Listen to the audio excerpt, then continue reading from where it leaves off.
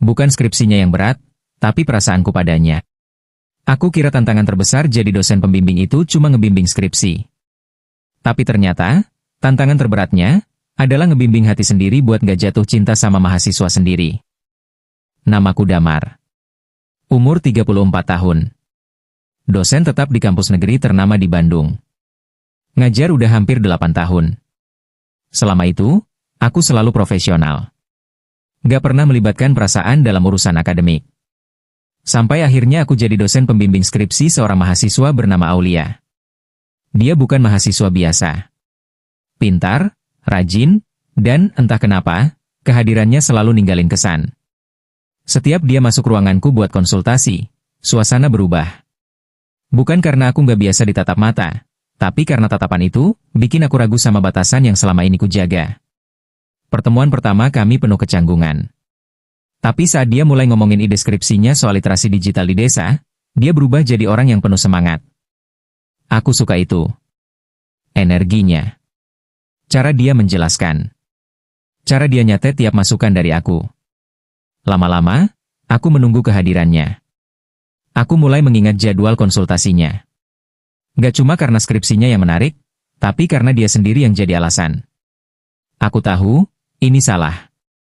Tapi hati gak bisa diset seperti jadwal kuliah. Perasaan tumbuh diam-diam. Dan aku mulai hanyut di dalamnya. Setiap ketemu, aku makin gak bisa bohong. Tapi aku tetap coba bersikap profesional. Jaga jarak. Sampai akhirnya dia mulai cerita soal rasa capeknya ngerjain skripsi. Gagal seminar 2 kali. Dia bilang cuma aku yang bisa bikin dia tenang. Satu malam, Aulia kirim pesan. "Pak, boleh curhat?" Aku jawab, "Silakan." Dia balas lagi, tapi bukan tentang skripsi. Tentang hati saya. Hatiku langsung berdegup. Kami ketemu di kafe kecil dekat kampus. Dia bilang langsung, "Pak Damar, saya tahu ini salah. Tapi saya nggak bisa pura-pura. Saya suka sama Bapak." Aku diam. Panjang. Dalam hatiku, aku mau bilang hal yang sama. Tapi aku cuma bilang, perasaan itu nggak salah. Tapi mungkin tempat dan waktunya belum tepat. Dia tersenyum. Senyum yang nggak sepenuhnya bahagia. "Saya ngerti, Pak. Saya cuma nggak mau nyesel karena nggak pernah jujur." Dan malam itu jadi malam yang nggak pernah kulupa.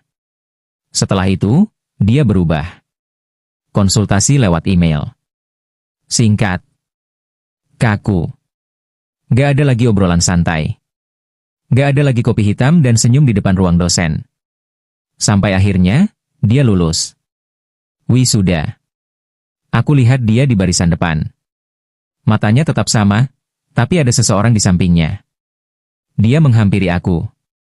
"Pak, terima kasih udah jadi dosen yang luar biasa." Aku senyum, "Kamu juga luar biasa, Aulia." Dia lanjut, "Saya mau nikah, Pak. Sama orang yang ngerti kapan harus maju dan kapan harus mundur." Dan saat itu, aku tahu. Aku kalah. Tapi aku juga bangga. Dia lulus. Dari skripsinya, dan dari aku.